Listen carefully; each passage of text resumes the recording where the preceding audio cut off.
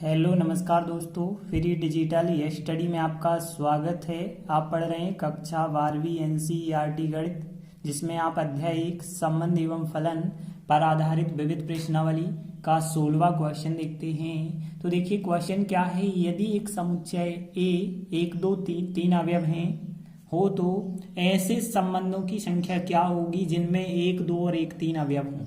और जो संबंध है समतुल्य होने चाहिए, सममित भी होने चाहिए, लेकिन संक्रामक नहीं होना चाहिए। तो यहाँ पे ध्यान देना, जब भी संबंधों की संख्या पूछी जाए तो सबसे पहले तो आप ए क्रॉस ए निकाला करें। ए क्रॉस ए मतलब ए का ए से कार्तीय गुणा, तो ए समुच्चय 1 2 3 है। 1 2 3 का हमें गुणा करना होगा, मतलब कार्तीय गुणा करना होगा 1 2 3 से। और गुणा कैसे होता है आपने पिछली क्लास में पढ़ा, 1 का 1 से होगा, 1 1 आएगा, 1 2 आएगा, 1 3 आएगा। उसी प्रकार से 2 1 आएगा, 2 2 2 3, 3 1 आएगा, 3 2 और 3 3 आएगा। अब देखिए यहाँ पे ए क्रॉस ए आपको पता है इस प्रकार से आएगा। ए क्रॉस ए को हम सार्वत्रिक संबंध भी कहते हैं, तो यह जो है सार्वत्रिक संबंध कहलाता है। लेकिन हमें जो है इसकी जरूरत होती है, बाकी इससे कोई मतलब नहीं है। तो ध्यान देना, कहा गया है कि एक समुच्चय 1 2 3 है। अब जो भी हम संबंध बनाएंगे उस संबंध में इसमें से ही अवयव रहेंगे, एक बात तो फिक्स है। और कोई मन से अवयव आप नहीं ले सकते हैं, इसी के अंतर्गत के सभी अवयव लेने होंगे। अब देखिए कहा गया है, ध्यान देना, जो हमें संबंधों की संख्या बतानी है तो कितने ऐसे संबंध हो सकते हैं। तो देखिए पहला हम यहाँ पे संबंध देखते हैं कि कौन सा होगा। देखिए इन्हें कहा है समतुल्य होना चाहिए। समतुल्य के लिए क्या शर्त होती है और सममित की क्या होती है, संक्रामक की क्या होती है। तो आप लोग पढ़ चुके हैं कि प्रत्येक डबलिंग जो है आर के अंतर्गत होनी चाहिए, तब समतुल्य कहलाता है। सममित भी पढ़ चुके हैं, यदि कोई अवयव ए बी आर के अंतर्गत है तो उसका अपोजिट बी आर के अंतर्गत होना चाहिए, बी ए। यदि ए बी है तो उसका अपोजिट बी ए आर के अंतर्गत होना चाहिए। और संक्रामक में यदि दो अवयव ए बी और बी सी आर के अंतर्गत हैं तो उनका result A C B R के अंतर्गत होना चाहिए। यह चीज आप पढ़ चुके हैं। अब देखिए इनने कहा है कि संबंध जो है समतुल्य है। समतुल्य है का मतलब है कि सभी डबलिंग्स जो होंगी आर के अंतर्गत होंगी। 1 1 भी आर के अंतर्गत होगा, 2 2 भी होगा, 3 3 भी होगा। तो हमने यहाँ पे 1 1 बताया और फिर हमने 2 2 बताया और 3 3 बताया। समतुल्य तो हो गया। अब यदि हम बात करें सममित भी है, तो सममित अभी तो इन अवयवों का अपोजिट 1 1 का तो 1 1 होता है, 2 2 का तो 2 2 होता है, 3 3 का अपोजिट करेंगे तो 3 3 ही होगा, मतलब अभी तो सममित है। लेकिन क्वेश्चन में कहा गया था 1 2 और 1 3 दो अवयव आर के अंतर्गत हैं, तो हमने 1 2 भी रखे और 1 3 भी रखे। क्या संबंध हमारा यही बनेगा। तो चेक कर लेते हैं, समतुल्य है क्या, समतुल्य तो है। सममित है तो सममित अभी नहीं है, क्योंकि 1 2 का अपोजिट 2 1 अभी नहीं है, तो आपको लिखना पड़ेगा। और 1 3 का अपोजिट 3 1 लिखना पड़ेगा। तो देखिए अभी जो हमने बनाया, क्या यही हमारा संबंध बना है या नहीं बना है। समतुल्य तो है, सममित भी है। अब हमें चेक करना है कि जी संक्रामक होता है या नहीं होता है। तो संक्रामक को हम चेक करेंगे, तो यहाँ पे हम दर्शाएंगे सबसे पहले समतुल्य है या नहीं है। तो यहाँ पे समतुल्य तो है, ठीक है ना, यहाँ समतुल्य है, क्योंकि यहाँ पे प्रत्येक डबलिंग जो है, प्रत्येक डबलिंग मतलब 1 1 की बात करें, 2 2 की बात करें, 3 3 की बात करें, सब आर के अंतर्गत आती हैं। तो यह जो संबंध है समतुल्य है। सममित की बात करें तो यहाँ पे सममित भी है, क्योंकि यहाँ पे कोई भी अवयव यदि आप देखें, जैसे कोई अवयव हमने ए बी लिया, वह आर के अंतर्गत है, तो उसका अपोजिट भी जो है बी ए, वह भी आर के अंतर्गत हो रहा है, तो सममित भी है। संक्रामक है या नहीं, तो संक्रामक की यदि बात करें तो देखिए यहाँ हमें संक्रामक नहीं चाहिए। यदि हम यहाँ पे एग्जाम्पल लेते हैं, जैसे हमने यहाँ पे एग्जाम्पल लिया, यहाँ पे हम एग्जाम्पल ले लेते हैं। जैसे यदि हम बात करते हैं, हमने 3 1 का एग्जाम्पल लिया है, 3 1 का, और यहाँ पे 1 2 का एग्जाम्पल लिया है। आप देखेंगे 3 1 और 1 2 का हमने एग्जाम्पल लिया, मतलब ए बी और बी सी। ध्यान देना बी समान जरूर होने चाहिए, तो बी समान है तो ए बी और बी सी। अब इनका रिजल्ट ये दो तो आर के अंतर्गत थे, आर के अंतर्गत हैं, क्या इनका रिजल्ट जो बनता है तो यहाँ 3-2 इनका रिजल्ट बना। 3-2 यह तो आर के अंतर्गत नहीं आ रहा है, मतलब यहाँ पे हम कह सकते हैं कि इनका रिजल्ट जो एसी है वह आर के अंतर्गत नहीं आ रहा है। तो संक्रामक में हम लिखेंगे कि संक्रामक नहीं है, क्योंकि हमने 3-1 और 1-2 दो अवयव ऐसे लिए जो आर से लिए, लेकिन जो इनका रिजल्ट बना 3-2 बना और जो 3-2 रिजल्ट बना वह आर के अंतर्गत नहीं था। तो हम कह सकते हैं जो हमने संबंध माना है वो सौतुल्य है, सम्मित है, लेकिन संक्रामक नहीं है। और केवल आपका एक ही ऐसा संबंध बन सकता है और दूसरा नहीं बनेगा। तो यहाँ केवल एक ही संबंध हो सकता है, तो संबंध की संख्या 1 होगी। जैसे यदि आप दूसरा सोचते भी तो देखिए यहाँ पे अभी आपके पास 1 2 3 4 5 6 7 अवयव हो चुके हैं। बाकी कौन कौन से अवयव नहीं है? अभी आपके पास 2 3 नहीं है और 3 2 नहीं है। यदि आप यहाँ पे 2 3 लिख देते हैं तो आपको उसका अपोजिट 3 2 भी लिखना पड़ेगा, क्योंकि सम्मित भी होना चाहिए। और यदि आप जो है 3 2 लिख देते हैं तो पूरा का पूरा एक क्रॉस ए बन जाएगा और एक क्रॉस ए बन जाएगा। सौतुल्य सम्मित संक्रामक तीनों हो जाएगा। और तीनों नहीं कहा गया है, संक्रामक नहीं होना चाहिए, तो केवल एक ही ऐसा संबंध मिलेगा। तो आंसर जो है पहला 1 सही होगा। देखते हैं अगला सवाल है, यदि एक समुच्चय 1 2 3 हो, वही का वही दिया गया है। अब 1 2 वाले तुल्यता संबंध मतलब सौतुल्य सम्मित संक्रामक तीनों होना चाहिए। तो एक चीज यदि हम देखें तो कितने संबंध बनेंगे, देखिए हमने फिर वैसे ही किया कि पहला संबंध जो है हम निकाल रहे हैं। अब हमें पता है सौतुल्य होना चाहिए। जब सौतुल्य होगा तो जितनी भी डबलिंग्स होती हैं 1 1 2 2 3 3 सभी डबलिंग्स इसके अंतर्गत होंगी। एक चीज तो हो गई, सौतुल्य तो हो गया। 1 2 अवयव पहले से उनने कह दिया आर के अंतर्गत लेना है। 1 2 अवयव आप आर के अंतर्गत लेंगे तो 1 2 का आपको अपोजिट भी आर के अंतर्गत लेना होगा। अब देखिए यहाँ पे सौतुल्य भी हो गया, सम्मित भी हो गया, और संक्रामक यदि आप चेक करेंगे तो बिल्कुल संक्रामक भी होगा, क्योंकि यहाँ पे देखें आप 1 2 और 2 1 में बी इनके समान है। रिजल्ट बना 1 1 है इसके अंतर्गत। कोई भी अवयव आप उठा के देख लें ए बी और बी सी वाले, तो एसी रिजल्ट इसी के अंतर्गत है। मतलब एक हमारा संबंध R1 बन चुका है, यह सौतुल्य है, सम्मित है, संक्रामक है, तीनों है। तो R1 जो है तुल्यता संबंध 1 तो हमें मिल गया। क्या दूसरा भी हो सकता है कि नहीं हो सकता है? तो बिल्कुल यहाँ पे एक जो दूसरा होगा वो पूरा A क्रॉस A होगा, क्योंकि जो A क्रॉस A है यह रहा आपका A cross A। A cross A जो होता है वो सौतुल्य भी है, देख सकते हैं 1 1 है, 2 2 है, 3 3 है, और हर एक अवयव का अपोजिट है। तो अतः हम कह सकते हैं कि यहाँ पे जो तुल्यता संबंधों की संख्या होगी वो कितनी हो जाएगी? एक तो R1 हो गया और एक खुद R हो गया, जो A क्रॉस A कह सकते हैं सार्वत्रिक संबंध। तो 2 आंसर होगा फिर। तो हमने लिखा था तुल्यता संबंधों की संख्या 2 होगी, मतलब बी नंबर का आंसर सही होगा। देखते हैं अगला 18वां क्वेश्चन है। मान लीजिए कोई फलन f है, r से r पर है, मतलब r आप यदि रखते हैं तो आपको r में ही आंसर मिलेगा, और जो है इस प्रकार से परिभाषित है फलन। और एक फलन जो g है वो भी r से r पे है, लेकिन यहाँ पे जो ब्रैकेट x है जिसे हम महत्तम पूर्णांक फलन कहते हैं, इस प्रकार से यह भी परिभाषित है। अब हमें बताना है क्या फॉग और गॉफ अंतराल 0-1 में संपाती है या नहीं है। संपाती का मतलब है यदि इस अंतराल में हम x के मान लेते हैं तो फॉग और गॉफ के आंसर समान आते हैं या नहीं आते हैं, यह हमें बताना है। तो देखिए सबसे पहले हमने लिखा दिया है फलन f r से r पर है, मतलब वास्तविक संख्या से वास्तविक संख्या पर है। और जो फलन है वो इस प्रकार से है कि यदि आप 0 से बड़ी संख्या रखते हो तो आंसर 1, 0 रखते हैं तो आंसर 0, लेकिन 0 से छोटी संख्या रखते हैं तो आंसर आपको -1 मिलता है। इसी प्रकार से हमें एक g फलन दिया गया है। तो देखिए हमें g फलन भी r से r पर दिया गया है, और gx का मान कितना दिया गया है? ब्रैकेट x दिया गया है।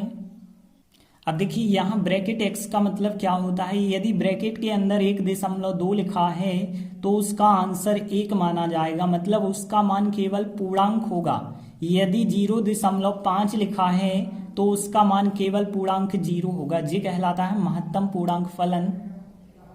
अब देखिए हमें जो है अंतराल लेना है 0 से 1। अब देखिए यहाँ पे यदि आप इस ब्रैकेट के अंदर 0 से 1 तक कुछ भी यदि रखते हैं, ध्यान देना 0 से 1 तक यदि आप कुछ भी रखेंगे तो या तो आपको पूर्णांक 0 आंसर मिलेगा या फिर आपको 1 आंसर मिलेगा। तो यहाँ पे हम इस फलन को 2 भागों में विभाजित कर लेते हैं, या तो हमें एक आंसर मिल सकता है और एक आंसर कब मिल सकता है, यदि हम x का मान 1 लेते हैं, क्योंकि अंतराल जो है 0 से 1 तक है, 1 से आप ज्यादा लेना ही नहीं है। तो यदि आप फिक्स 1 रखेंगे तभी आपको आंसर 1 मिल पाएगा, क्योंकि 1 का ब्रैकेट जो होता है 1 होता है, 2 का ब्रैकेट 2 होता है। मतलब एक आंसर आपको कब मिलेगा, जब आप अंदर 1 रखेंगे। और बाकी आप यदि 0 और 1 के बीच कुछ भी रखेंगे, 0 और 1 के बीच यदि आप कुछ भी रखते हैं तो यहाँ पे हमने लिखा है x का मान, यदि हम 0 और 1 के बीच कुछ भी रखते हैं तो आंसर हमें 0 ही मिलेगा। जैसे आप यहाँ पे 0.99 भी यदि रखते हैं तो भी आपको पूर्णांक 0 आंसर में मिलेगा। और यदि आप 0 भी रखते हैं, फिक्स 0 भी रखेंगे तब भी आपको आंसर 0 मिलेगा। अब देखिए हमें पता करना है फॉग और गॉफ इस अंतराल में समान आते हैं या नहीं आते हैं। तो देखिए हमें पता करना है फॉग का मान और गॉफ के मान बराबर होंगे कि नहीं होंगे, लेकिन अंतराल 0 से 1 पर। तो यहाँ पे देखिए यहाँ पे x ले लिया जाए और यहाँ पे x ले लिया जाए तो सीधी सी बात है, हमें gx और fx पता करने होंगे समान होते हैं या नहीं होते। यदि gx और fx समान हो गए तो हमारा फलन जो होगा फॉग और गॉफ वो भी समान रहेंगे। फिर तो यदि हम चेक करें इस अंतराल पे, यदि हम बात करें x बराबर 0 पर, ध्यान देना x बराबर 0 पर, तो x बराबर 0 पर जो फलन है वो 0 है, और x बराबर 0 पर यहाँ भी फलन 0 है, मतलब x बराबर 0 पर fg समान है। x बराबर 1 यदि आप लेते हैं तो x बराबर 1 पर यदि हम देखें 0 से बड़ा होगा तो आंसर आएगा 1, और यहाँ x बराबर 1 लेते हैं तो भी आंसर 1 आएगा, तब भी समान है। तो यहाँ पे आप देख सकते हैं कि 0 लिया है तो भी समान है, 1 लिया है तो भी समान है, लेकिन अब हमने 0 से 1 के बीच लिया x का मान। ध्यान देना 0 से 1 के बीच लिया, जैसे समझ लीजिए x का मान हमने 0.5 लिया। अब 0.5 के लिए यहाँ पे देखिए 0 से बड़े के लिए आंसर है 1, लेकिन यहाँ पे 0.5 यहाँ आएगा और इसके लिए आंसर कितना आएगा 0। तो एक जगह आंसर आपको 1 मिलेगा, एक जगह आंसर आपको 0 मिलेगा, मतलब f और g यहाँ पे समान नहीं होंगे। तो यहाँ पे हम इतने बस में थोड़ी कह सकते हैं कि x बराबर 0 पर फलन समान है, x बराबर 1 पर समान है, लेकिन इनके बीच में तो समान नहीं है। तो बिल्कुल हम इसी अंतराल को लेके चलेंगे, इस अंतराल पर निकालते हैं मान। तो देखिए हमने लिया, यदि हम x का मान अंतराल 0 से 1 पर लेते हैं, अर्थात हम कह सकते हैं यहाँ हमने छोटे कोष्टक बनाए हैं, मतलब 0 से लगा के 1 के बीच में x का मान लिया जाए। अब देखते हैं फॉग का मान क्या आता है। तो देखिए फॉग का मान निकालेंगे तो फॉग का मतलब होगा फॉग x, और फॉग x कैसे आप निकालेंगे, f o का मतलब कोष्टक, बाकी बचा gx। अब आप ध्यान दीजिए gx का मान क्या होगा। तो देखिए gx का मान था ब्रैकेट x, और ब्रैकेट x का मतलब या तो 1 या 0, लेकिन हम बात कर रहे हैं 0 से 1 के बीच है x का मान। तो 0 से 1 के बीच यदि x का मान है तो यहाँ पे कितना आंसर रहेगा, फिर gx का मान 0 रहेगा, तो 0 हमने लिखा है। अब देखें f0, और f0 का मान कितना है, 0 है, तो इसका आंसर तो हमें 0 मिला। यदि हम देखें फॉग के बाद गॉफ का मान ज्ञात करें तो गॉफ को भी हम x के सापेक्ष ही निकालेंगे, क्योंकि यहाँ y का तो कोई रोल ही नहीं है। तो यदि हम देखें गॉफ x ही हम निकाल दें यदि, तो देखें कि g o का मतलब कोष्टक और बाकी बचा fx। अब यहाँ पे हम ध्यान दें यहाँ पे कि g लिखा है fx की जगह है fx का मान, लेकिन fx के तो मान यह भी है, यह भी है और यह भी है। लेकिन हमने बताया 0 और 1 के बीच यदि x है, मतलब 0 से बड़ा है, 0 से बड़े के लिए कितना आंसर है फलन का 1 है, तो 1 लिखेंगे। और g1 का मान g फलन में x बराबर 1 के लिए आंसर कितना है 1 है। तो यहाँ पे हम कह सकते हैं कि फॉग का मान 0 आया, गॉफ का मान 1 आया। कहाँ बराबर आए, तो हम कह सकते हैं चूंकि यहाँ पे फॉग का मान बराबर नहीं आ रहा है गॉफ के मान के लिए। और कब नहीं आ रहा है, जब हम x का मान जो है 0 से 1 अंतराल पे लेते हैं और छोटे कोष्टक बना के लेते हैं, तब नहीं आ रहा है। अतः हम कह सकते हैं कि फॉग और गॉफ इस अंतराल पे संपाती नहीं है। तो देखिए हमने लिखा था फॉग तथा गॉफ अंतराल 0-1 में संपाती नहीं है। देखते हैं अगला सवाल है, एक समुच्चय दिया गया है, ए बी समुच्चय है, इसमें द्विआधारी संक्रियाओं की संख्या कितनी होगी। तो ध्यान देना, यदि हम मान के चलते हैं कि यह समुच्चय ए मान लिया जाए, तो यहाँ पे ध्यान देना ए समुच्चय हो गया ए बी। यदि हम देखें ए का ए के साथ क्रॉस करें, क्यों कर रहे हैं बाद में आपको बताएंगे। तो देखिए हमें ए बी के साथ क्रॉस करना पड़ेगा, और यदि आप करेंगे तो आपको क्या प्राप्त होगा, ए को ए के साथ लिखना पड़ेगा, ए आएगा, फिर ए बी आएगा, फिर बी को ए के साथ लिखेंगे तो बी ए आएगा, और फिर बी को बी के साथ लिखना पड़ेगा, बी आएगा। तो इस प्रकार से आपको 4 अवयव प्राप्त हो जाते हैं। अब यहाँ पे हम देखें, यदि हम स्टार एक द्विआधारी संक्रिया बनाएं तो ए क्रॉस ए से ए पर ही तो बनती है। यही तो हमने पढ़ा है कि पहला अवयव होना चाहिए ए समुच्चय से, दूसरा अवयव ए समुच्चय से होना चाहिए और आंसर आना चाहिए ए ही समुच्चय से। तो ऐसी कितनी द्विआधारी संक्रियाएं बन सकती हैं, हमें आंसर बताना है। तो यदि हम देखें ए क्रॉस ए से आंसर ए पर है। यदि हम बात करें ए क्रॉस ए की, तो ए क्रॉस ए को यदि हम एक समुच्चय के रूप में बताएं तो देखिए ए क्रॉस ए में ए अवयव है, फिर ए बी अवयव है, फिर बी ए अवयव है, फिर जो है बी अवयव है। और यदि हम बात करें ए समुच्चय की, तो ए समुच्चय में 2 ही अवयव हैं, एक तो ए है और एक तो बी है।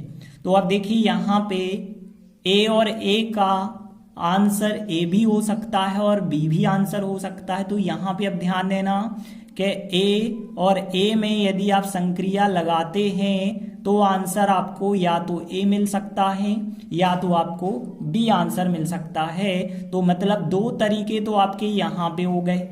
ए क्रॉस ए यदि आप निकालें, यदि ए क्रॉस ए का कोई भी अवयव लें और फिर आंसर ए में यदि देखें तो देखिए ए और ए का आंसर आपको ए भी मिल सकता है, ए बी का आंसर भी ए भी मिल सकता है, बी ए का आंसर ए भी मिल सकता है, बी भी मिल सकता है, बी का आंसर ए भी हो सकता है, बी भी हो सकता है। मतलब इस अवयव के 2 आंसर, इस अवयव के 2 आंसर, इस अवयव के 2 आंसर, इस अवयव के 2 आंसर।